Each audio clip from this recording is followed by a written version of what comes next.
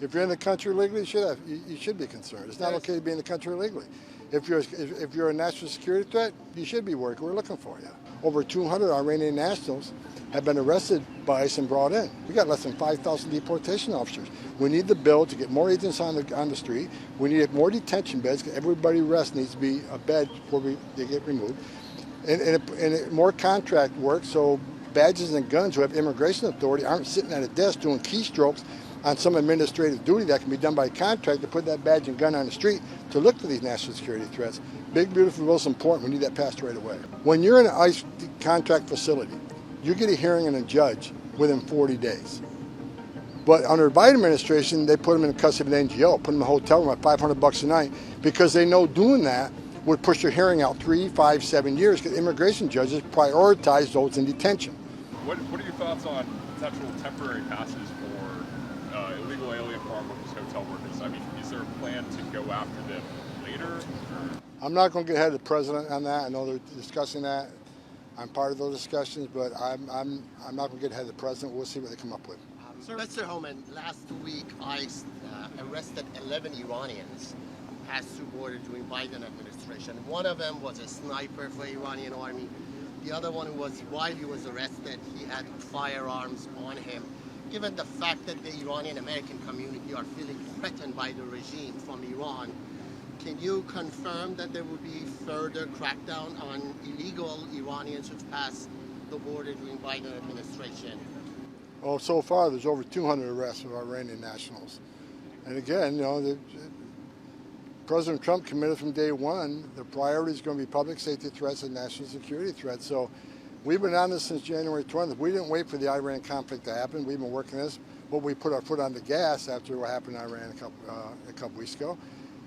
We're going to identify the national security threats. It's just not ICE, it's FBI, it's the Department of Justice and the intelligence community. We're focusing on national security threats, not just Iranians and others, and that's exactly what we're doing. We're keeping President Trump's promise. That's what we were prioritizing. There's widespread fear among... If you're in the country legally, you should be concerned. It's not okay to be in the country illegally. If you're a national security threat, you should be working. We're looking for you. But there's widespread fear among Iranian Americans that some sleeper cells have moved into the United States during the Biden administration. What do you know about these so-called sleeper cells?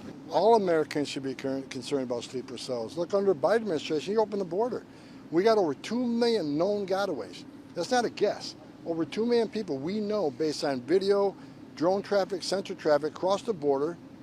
They paid more to get away. We know who they are, where they came from, where they are now, why they're here, right? So why did 2 million people pay more to get away?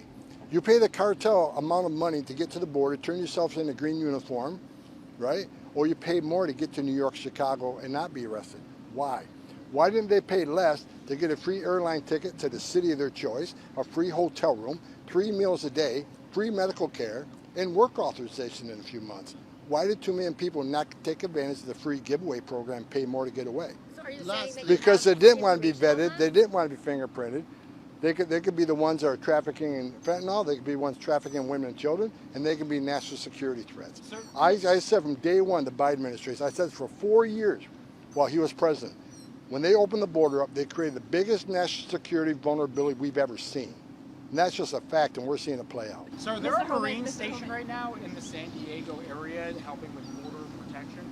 If encounters have dropped as dramatically as we know that we've seen the numbers drop, why is it necessary for a Marine presence to be there near the San Diego border? Because it's a national security issue right now. I think we all recognize the national security temperature right now is at a high level. We're going to take every opportunity we can to secure that border and make sure we don't do what Biden administration did and let the gotaways. Let me give you, for example, having those resources on the border now, on an average day under Biden administration, we had 1,800 gotaways that we knew of, that we counted in 1,800. You know what they were today? 18. So we got that border locked down. So then why is it necessary for the Marine presence to be there in addition to the regular border? So there's less gotaways. The more resources we have, the more people we stop from coming in the country. Especially right now during national security, the vulnerability we have right now with Iran and other countries, I'd rather have too many resources than not enough. Because once you make that mistake, there's no going back.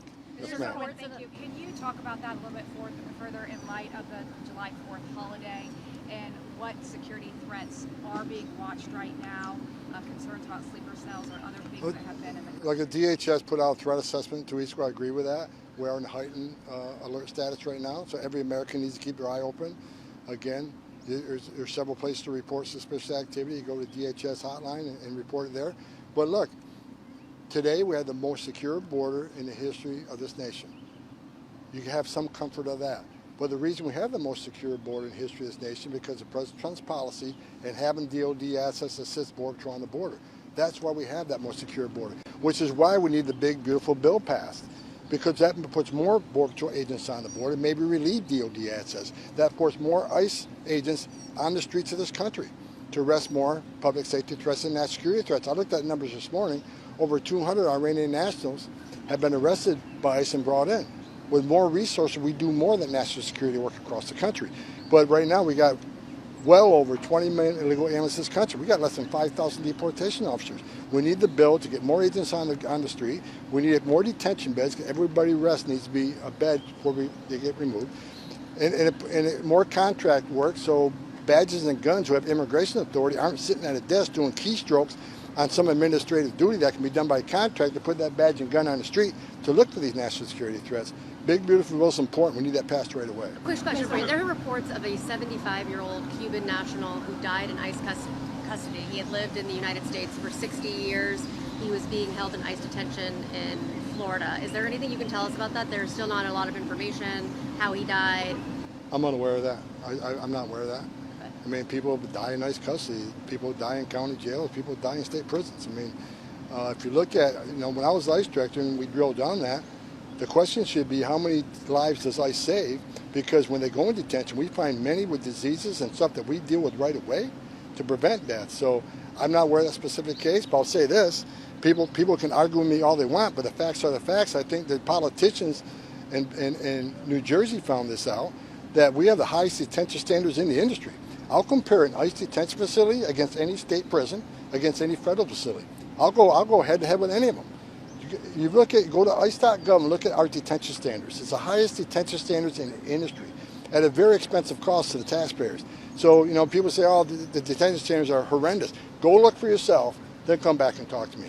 I mean, when we talked about the facility that the congressman tried to get into up in New Jersey, Delaney Hall, once they got in there, what did they find out? Detention standards are outstanding. Probably the cleanest facility in that entire state. Again, I'll put our detention standards against anybody.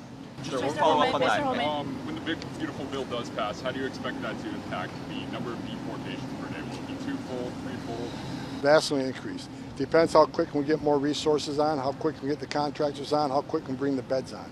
I mean, Governor DeSantis, I give him credit. We got the facility he's putting up in Florida. We'll be filling those beds as quick as we can because we need more beds. I mean, I looked at this morning. I think we got like 1,700 empty beds. We'll fill them in 2 days. So we need more beds. That bill is going to let us sign contracts that are pending for more beds. We don't have the funding to do it. Once that bill passes and the money comes to the Department of Homeland Security, we can sign some of those contracts and get more beds right away. And on the big, beautiful bill, Mr. Homan, if you don't mind, thank you so much for doing this and just being with us. We know that President Trump is visiting Alligator Alcatraz tomorrow in Florida. Can you tell us more about what message it sends and how it relates to the administration's push right now with the big, beautiful bill? We're going to force immigration law. Despite all the rhetoric out there against ICE and the men and women who are doing this job, we're going to be out doing their job. We're going to be doing our job. We're going to arrest every public safety threat, national security threat we can find. And when we do that, we need a bed. Governor DeSantis is coming forth with a couple thousand beds. I applaud him for doing it.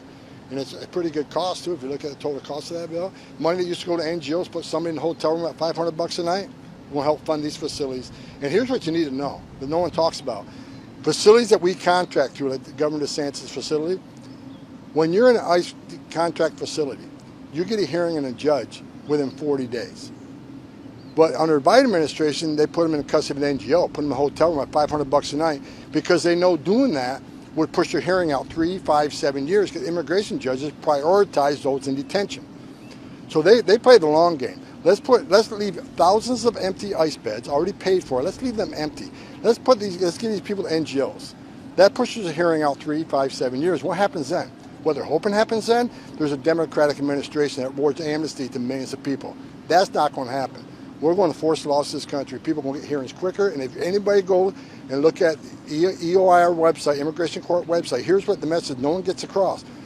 You can claim asylum in this country. If you go the last 10 years, immigration court data, nearly 9 out of 10 people who claim asylum get order removal because they simply don't qualify for asylum. They're not escaping fear and persecution from the homeland because of race, religion, political affiliation.